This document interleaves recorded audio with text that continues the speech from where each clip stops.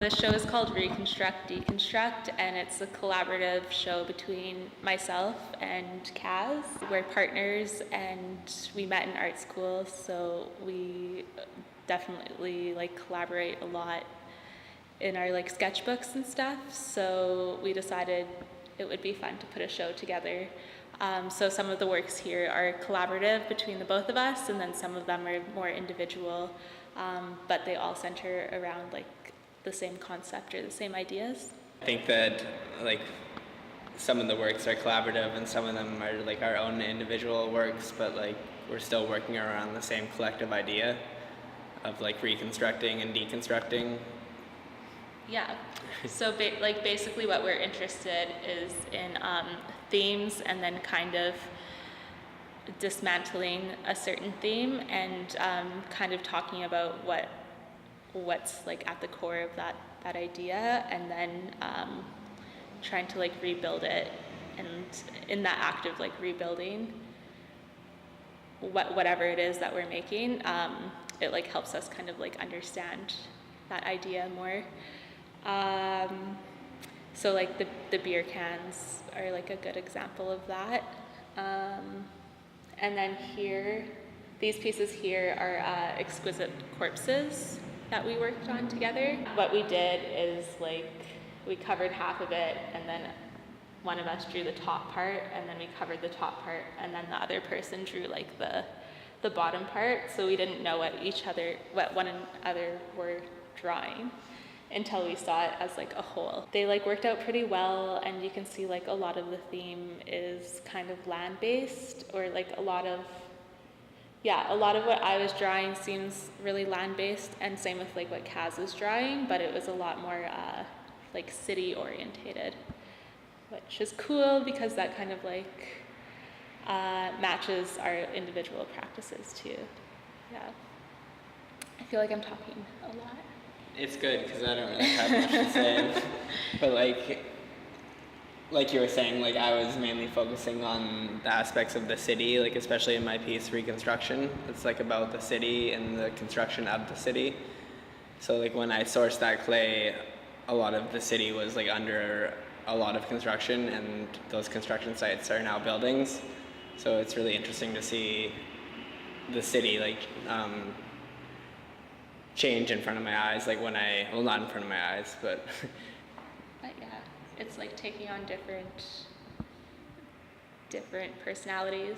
Yeah. Yeah.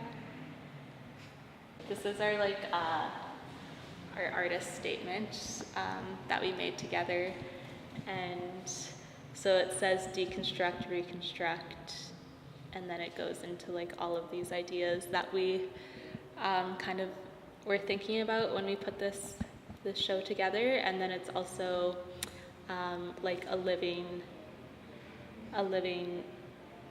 document, so we can add to it or we can take things away at any time. And then we also invited the viewers of the show to add other things that you can kind of deconstruct and reconstruct within your life. So yeah, some of them are good art shows, some of them are funny, like Lego. Yeah. Gardens, yeah. Yeah, but what we have here is deconstruct, reconstruct, cities, buildings, rules, construction sites, ideas of home, culture, addiction, our bodies that surround us, and this is not exclusive to human bodies, so, and then there's a lot more too. The exclusivity of the bodies is open to bodies of water, bodies of land, bodies of sky. Mm-hmm. We're kind of playing with rules and ideas in that, and but also just in the rest of these lists. It's pretty vague and pretty open to what the viewer sees in it and what the viewer wants to see in it. Yeah. When we were putting the show together, or when we were working on things together and installing the show and things like that, what were we saying? No directions, no rules. Oh yeah, no directions, no rules. Kind of yeah, like in the art world, like putting a show on, there's like so many rules, or like sometimes using a plinth is like almost a rule, right? Mm-hmm. You're like showing ceramic, you should like show it on a plinth. But then we're like, we don't even want to like acknowledge that, really. Like, why not put something on the floor? Or, yeah. Like not light something, or Like not light it, or not have like a traditional artist statement. yeah, totally. Yeah, so just kind of like, yeah, trying to subvert like the art gallery notion. Yeah. Yeah. Should we talk about some of our pieces? Sure. Yeah. We can go to your Bison piece first. Cool. Okay, so this is one of my individual works, and it's very much a response to kind of like Instagram and social media, and how on Instagram there's like all these posts about like crystals and like using sage to smudge and like all these medicines, and it just seems really like uninformed, and it's like a lot of people don't realize that these are actually parts of like people's culture that are like really important and like hold a lot of knowledge. So I kind of wanted to respond to that in some sort of way by kind of reclaiming that idea. So this is a board of bison head crystals that I made, and in each one of the bison heads there's like different important things to me and like to my culture. So and I'm Métis, I guess I should say that. So we have like some beads and tobacco, and here's like an amethyst crystal, and I really wanted to like make that that aesthetic, you know, that like crystal Instagram aesthetic, but then also make it into something that like other Métis people would see and be like stoked on, and be like, oh, that's something I can relate to, that's something I'm excited about. But it's also like still a bit cheeky in that way. So I put it on this board, and it's kind of in like a peace sign, but then it's kind of like subverted too. So it's another way to kind of talk about that like new age aesthetic. It really connects to like where I'm from. My individual piece, and it's I originally titled it Reconstruction, and this is the second iteration of this work, and it started at the Open Space Art Gallery, and I plan to have it show at all the other artist-run centers, or as many as I can in Victoria. But it's about like taking a longer and a different look at the land that is under these reconstruction sites. So I took a video from where I sourced this clay at like various different construction sites around Victoria. The video has been the same for all of its iterations, but the clay piece, I reconstitute it and wedge it, and then the clay takes a different form each show. So this is the second way that it's looked, and I really see this as a body, like a human body, but it's very abstracted and you can't really see that. So, and there's no titles. Like the viewer would only know that this piece is called Reconstruction and is a body in conversation with me. The video itself is an amalgamation of like 4 different videos that is called HDMR Merge, and it's basically just a merge of like 4 different construction sites in Victoria. And the whole installation is just the same. It's just like all construction materials like pylons, crates, cement, this wood that I found at a construction site. And it's really just about reconstructing, like it's about the land itself and looking at the land differently.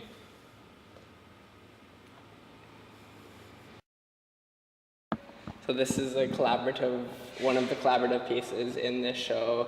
It is 2 slip-cast Budweiser beer cans. This Budweiser beer can is Raku fired. It's post-kiln Raku fire. And this is a decal, Budweiser beer can decal that I sourced from the internet and then got the technician, Emily Carr, to help me out with it. The actual porcupine quill Audie worked on, so I will let her speak to that. But we had an idea of adding the porcupine quills after, so I poked little holes before I fired it, and then she went in with the porcupine quills after and quilled it. The Raku firing on this one happened pretty intuitively and just in the moment. I was able to do a Raku firing, so I just hopped on it and just used the Budweiser beer cans, and I'm really happy with how it turned out. And it really speaks to reconstruction, deconstruction, the cracking especially, and just the loose general aesthetic of the Budweiser beer can. This one is definitely a little bit more cleanly, or a little bit more refined. This was a really fun collaboration for us, and it's almost kind of the first step in our collaborations together. We both wanted to work with the idea of beer and beer cans because we both have different experiences with alcohol throughout our lives, and we both thought it would be a really good thing to work on together. So I wanted to work with Budweiser specifically because, well, it's just it's a type of beer that really stands out to me in my memory. And originally I wanted Kaz to make a ceramic beer can because he's really talented in ceramics, whereas maybe I'm not so talented. And then I was thinking I would like to do some beadwork onto it, but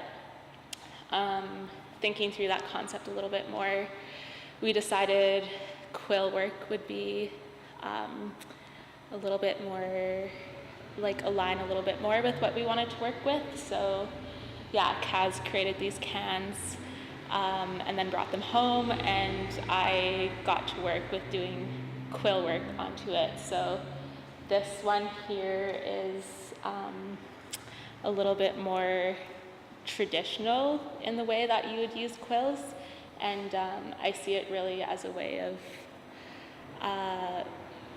the beer can seems really into itself, it really wants to put itself back together or heal itself in some sort of way. And then this one is maybe not such a traditional way to use porcupine quills. And when I say traditional, I mean in the Métis indigenous aspects. But I really love this beer can too, and I love them together because they kind of have a conversation with each other. I said that one's kind of trying to stitch itself back together, and this one's kind of in the midst of regrowing or expanding itself really. And I think it's interesting because with beer, you kind of want to grab it and have it, right? And this one's kind of really difficult. It would really hurt to touch that. So these 2 photos are an extension of our beer can pieces, and so we created the Budweiser beer can first, and at that point on the inside of the can, it's so gorgeous and full of so much rich texture and information that I wanted to photograph that. So these are the inside of the Budweiser beer can, but I feel they're quite abstracted, so they kind of create another narrative for that piece, or another way for the viewer to kind of think about our work and the porcupine quill and how that lives. So yeah, we took these photos and the editing process was like quite minimal, really. I mean, they're already pretty abstracted, and we were talking about how they kind of look like mouths. I think I was like, oh, this one kind of looks like a shark mouth. And you were like, yeah, now I can't really unsee that. But it's not really about it looking like a specific image or anything like that. But yeah, like it's kind of like with our other pieces, really, it's up to the viewer to see what they want to see in the work. Like I see a shark mouth in that one. I see like a kind of a landscape in this one, but other people may see something else.